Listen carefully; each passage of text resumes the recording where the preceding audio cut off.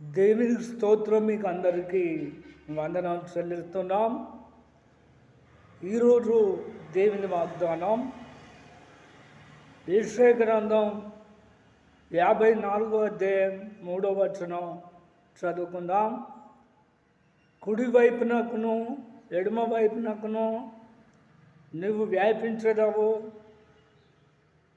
ఈ భాగాన్ని మనం ధ్యానం చేసుకుందాం. ప్రార్థన చేసుకుందాం. పరిశుద్ధమైన తండ్రి, నీకు స్తోత్రం చెల్లిస్తున్నాం.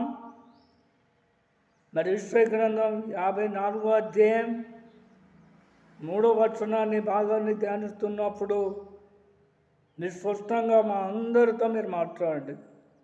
నువ్వు మాట్లాడుతున్నప్పుడు మరి స్పష్టంగా మరి ఏ విధంగా నడుచుకుంటే ఈ వాగ్దానం నెరవేరుతుందో సూటిగా మాట్లాడండి. యేసు నామంతో ప్రార్థిస్తున్నాను తండ్రి, ఆమేన్.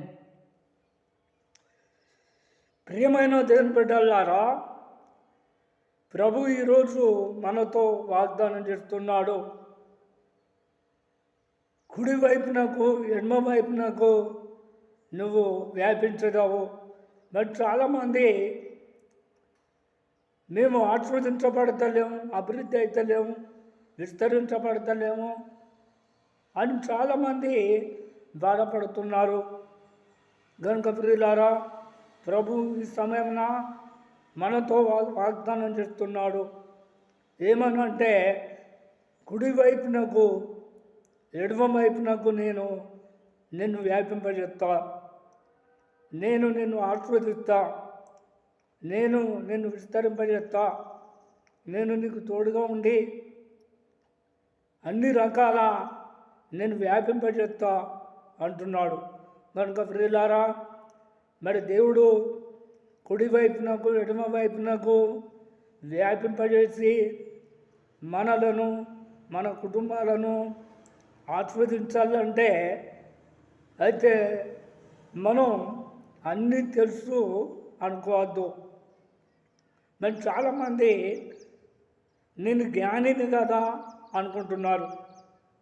సామెతల గ్రంథం 3వ అధ్యాయం 7వ వచనం చూసినట్టయితే, నేను జ్ఞానిని కదా అని నువ్వు అనుకోవద్దు, చెడుతనం విడిచిపెట్టము అని అంటున్నాడు. కనుక అయితే మనకు మనమే నేను జ్ఞానిని అనుకోవద్దు. ఎందుకంటే ఎవరికి వాళ్ళే నాకు అన్నీ తెలుసు,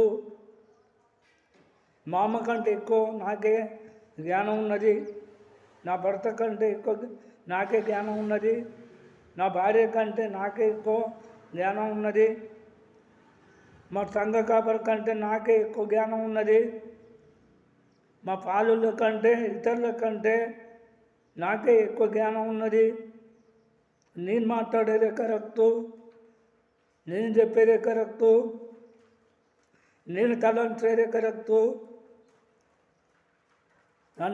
నా మాటే నెగ్గాలే అంటే ఇతరులు తప్పు, నేనే రైటు, నేను చెప్పేదే కరెక్టు అని కొంతమంది జ్ఞానులు అనుకుంటున్నారు. కనుక ప్రియులారా, ఎవరైతే జ్ఞానులు అనుకుంటారో, ఎవరైతే బుద్ధిమంతులు అనుకుంటారో అయితే వాళ్ళకే శ్రమ అని రాయబడ్డది. ప్రభు అంటున్నాడు, నేను జ్ఞానిని కాదా అని నువ్వు అనుకోవద్దు,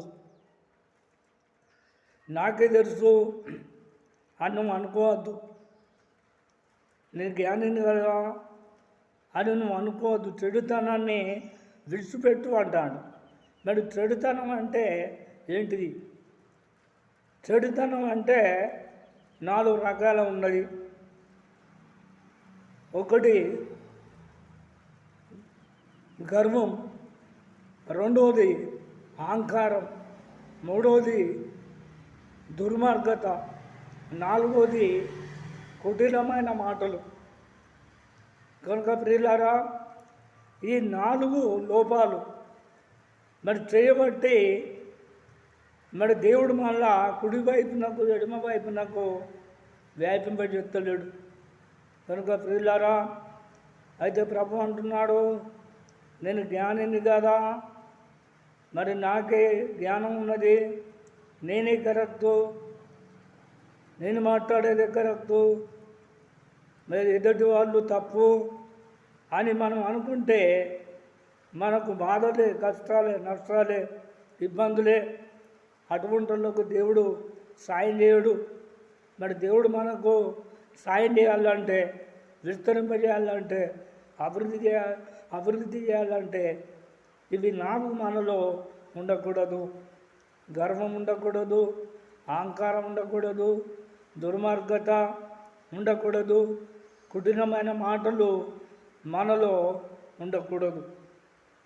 కనుక ప్రియులారా, మరి వీటిని మనం తొలగించుకున్నప్పుడు, వీటిని మనం మనలో నుండి తీసేసుకొని తగ్గించుకొని,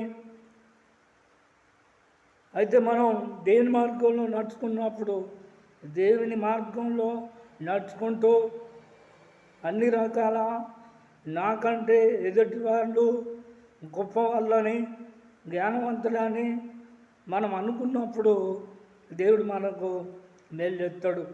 కనుక ప్రియులారా, ప్రభు అంటున్నాడు, కుడి వైపునకు ఎడమ వైపునకు నిన్ను వ్యాపింపజేస్తా, భయపడకు, నేను నీకు తోడుగా ఉన్నా అని అంటున్నాడు. కనుక దేవుడు మనకు తోడుగా ఉన్నాడు. ఆయన మనలా విడువడు, వెడబాడు. కనుక ప్రియులారా, మరి ప్రభు అంటున్నాడు, భయపడకు, ధైర్యంగా ఉండు, నేను నిన్ను ఆశీర్వదిస్తా అంటున్నాడు. కనుక మన దగ్గర ఉన్నటువంటి 4 పొరపాట్లను విడిచిపెట్టి మనం దేవుణ్ణి వెంబడిస్తే మరి దేవుడు అన్ని రకాల మళ్ళా ఆశీర్వదిస్తాడు. కుడి వైపున ఎడమ వైపున వ్యాపింపజేస్తాడు, విస్తరింపజేస్తాడు. ఆయనకు సాక్షిగా మరి దేవుడు మళ్ళా నిలబెడతాడు. కనుక ప్రియులారా, మనకు సంతానాన్ని అనుగ్రహిస్తాడు, సంతానాన్ని విస్తరింపజేస్తాడు. ఈ మాటలను నమ్ముతున్నావా? అయితే నమ్మినట్టయితే తలలు వంచండి, ప్రార్థన చేసుకుందాం. ప్రార్థన. ప్రస్తుతమైన తండ్రి, నీకు స్తోత్రం చెల్లిస్తున్నాం. నీ బిడ్డలు ప్రభా ఇంతసేపు ప్రభా నీ మాటలు ప్రభా విన్నరు.